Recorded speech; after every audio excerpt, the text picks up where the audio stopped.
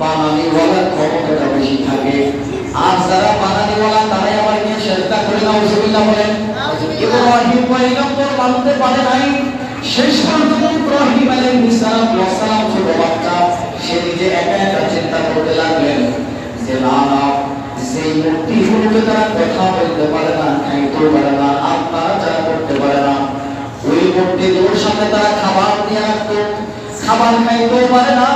নিজে নিজে প্রশ্ন করছে, আহারে সেই মূর্তিগুলো খাবার খাইতে পারে না, সেই মূর্তিগুলো কথা বলার ভাগ শক্তি নাই, এই মূর্তিগুলোকে তারা কিভাবে বোকার মতো সেজদা করে?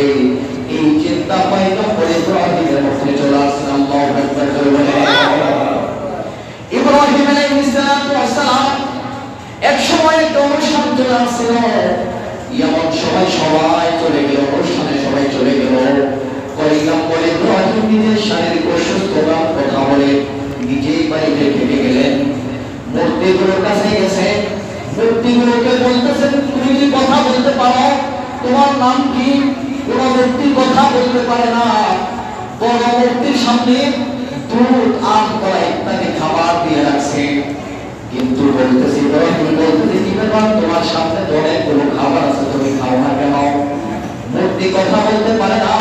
ইব্রাহিম আলাইহিস সালাম একটা কুড়াল হাতে নিয়ে যত মূর্তিগুলো ছিল সব মূর্তিগুলোকে ভেঙে ফেললেন। তারপরে বড় একটা মূর্তির গলায় কুড়ালটা জড়ায় রাখলেন। আল্লাহু আকবার বলে।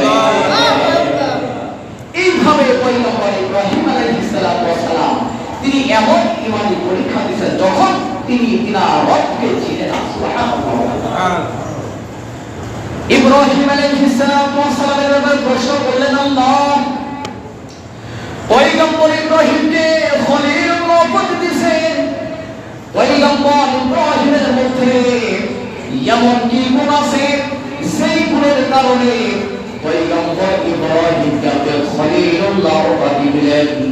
আল্লাহ রাব্বুল আলামিন বললেন, ফেরেশতারা শোনো, পয়গম্বর ইব্রাহিমের মধ্যে যে গুণগুলো আছে, যে গুণগুলো আছে, যেই ঈমানি তাকওয়া আছে, এটা আমি রবি জানি, তোমরা জানো না। আল্লাহু আকবার জোরে বলে।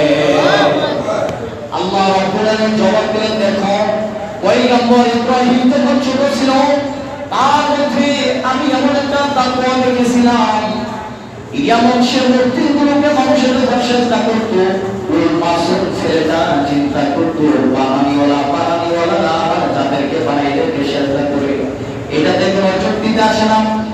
ইব্রাহিমকে ওই মূর্তিগুলোকে ভাঙার কারণে ওই সময়ের মধ্যে যে বাদশা ছিলেন এমন একটা আগুনের মধ্যে পালাইয়া দিলেন, আগুনের মধ্যে পালাইয়া দিলেন। পয়গম্বর ইব্রাহিম আলাইহিস সালাম আগুনে সাহায্য করতে চাইছেন। ইব্রাহিম বলছিলেন, না না, তোমাকে যিনি বানাইছেন ওই রব আমাকে সাহায্য করবে। সুবহানাল্লাহ। এইভাবে ইব্রাহিমকে আমি পরীক্ষা করছি। ইব্রাহিমের যখন বয়স বার্ধক্য চলে আসে, তখন ইব্রাহিমের ঘরে আমি আল্লাহ রাব্বুল আলামিন এমন একটা সন্তান দিয়েছিলাম, সেই সন্তানের নাম হচ্ছে পয়গম্বর ইসমাঈল আলাইহিস সালাম। আমি রবকে আদেশ করলাম, তোমার সন্তানকে, তোমার স্ত্রীকে সহ তুমি মরুর বন্দরে রেখে আসো। আমি আমার যেখানে মানব শূন্য জায়গা ছিল, যেখানে কোনো মানুষ বসবাস করতো না, কোনো গাছপালাও ছিল না, মানব শূন্য জায়গা, আমি আমার রবের হুকুমে পয়গম্বর ইব্রাহিম আলাইহিস সালাম তার স্ত্রীকে সন্তানকে সাথে ওই মরুর বন্দরে রেখে আসে। আল্লাহু আকবার জোরে বলে। শুধু তাই নয়, সন্তান যখন বড় হয়ে গেল, সন্তান কথা বলা শিখে গেল, আমি আল্লাহ রাব্বুল আলামিন পয়গম্বর ইব্রাহিমকে ওয়াদা করলাম, ও পয়গম্বর ইব্রাহিম, তোমার ঘরের মধ্যে যে সম্পদ একেবারে কাছের মহব্বতের এই বস্তুকে তুমি কুরবানি করো। পয়গম্বর ইব্রাহিম আলাইহিস সালাম শত শত উট কুরবানি করে দিয়েছে। আমি আল্লাহ তাকে কথা পাঠাইলাম, ও পয়গম্বর ইব্রাহিম, তুমি যেই উটগুলোকে কুরবানি করছো একটা উট তো তোমার কুরবানি কবুল হয় নাই, তোমার নিকটের একেবারে যাকে তুমি বেশি মহব্বত করো ওকে তুমি কুরবানি করো। পয়গম্বর ইব্রাহিম বুঝতে বাকি হয় নাই, নিজের সন্তানকে জবাই করতে গেছে। এই পরীক্ষায় পয়গম্বর ইব্রাহিম তিনি একেবারে পাশ করে ফেললেন। তোমরা যখন বললা পয়গম্বর ইব্রাহিমকে তুমি খলিলুল্লাহ বলে দিলা কেন? যাও যাও ফেরেশতা যাও। একজন ফেরেশতা দুনিয়ার জমিনে যাচ্ছে। আসার পরে পয়গম্বর ইব্রাহিমের কামরার পাশে বসে বসে আল্লাহর কাছে দোয়া করতেছেন, আল্লাহর প্রশংসা গুণগান গাইতেছেন। এমন সময় পয়গম্বর ইব্রাহিম ঘর থেকে বের হয়ে আসে, ওই বৃদ্ধ লোকের কাছে গেছে। ও ভাই, তুমি কি বাক্যগুলো চয়ন করছো? যেই বাক্যগুলো, কাব্যগুলো, কবিতাগুলো পাঠ করলাম, এই কবিতাগুলো আবার বলতে থাকো। এই কবিতাগুলো যতক্ষণ পর্যন্ত আমার ঘর থেকে শুনতেছিলাম আমার এতটাই ভালো লাগতেছিল। ও ভাই, তুমি এই কবিতাগুলো আমার পড়ো। এখন ওই বৃক্ষ বলতেছে, না না, এই কবিতাগুলো আর পড়া যাবে না। তোমার ভালো লাগতে পারে, আমার তো এখন ভালো লাগতেছে না। পয়গম্বর ইব্রাহিম বললেন, তাহলে তুমি কি চাও? ওই বৃক্ষ কোনো কথা বলে, না না ভাই, আমি বলবো না। পয়গম্বর ইব্রাহিম বললেন, তাহলে শোনো, আমার যে অর্থের সম্পদের আল্লাহ রাব্বুল আলামিন আমাকে সম্পদের মালিক বানাই দিয়েছেন, ওই সম্পদের অর্ধেক সম্পদ তোমাকে দিয়ে দেব।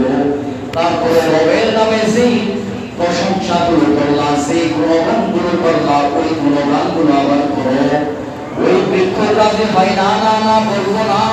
পয়গম্বর ইব্রাহিম বলতেছেন, ভাই, তোমাকে হাত জোর করে বলতেছি, আমি আল্লাহ রাব্বুল আলামিন যে সম্পদ দিয়েছে সব সম্পদগুলো তোমার নামে লিখে দেব। তারপরে তুমি সেই কাব্যগুলো বললা, সেই কবিতাগুলো আবৃত করলা, সেই কবিতাগুলো আমাকে শোনাও। এই কথা বলা মাত্রই আল্লাহর ফেরেশতা তৎক্ষণাৎ গায়েব হয়ে গেছে। আল্লাহু আকবার বলে ওই ফেরেশতা আল্লাহর কাছে গিয়ে বলতেছেন, আল্লাহ, পয়গম্বর ইব্রাহিমকে আপনি খলিলুল্লাহ উপাধি দিয়েছেন, এই উপাধির সাথে ঠিক আছে, আসলে আপনি রব যা জানেন আমরা তা জানি না। মনে করছিলাম পয়গম্বর ইব্রাহিমের মধ্যে এমন কি গুণ আছে যে গুণের কারণে আপনি তাকে খলিলুল্লাহ উপাধি দিয়েছেন, কিন্তু না না, পয়গম্বর ইব্রাহিমের মধ্যে এমন কিছু গুণ আছে যে তার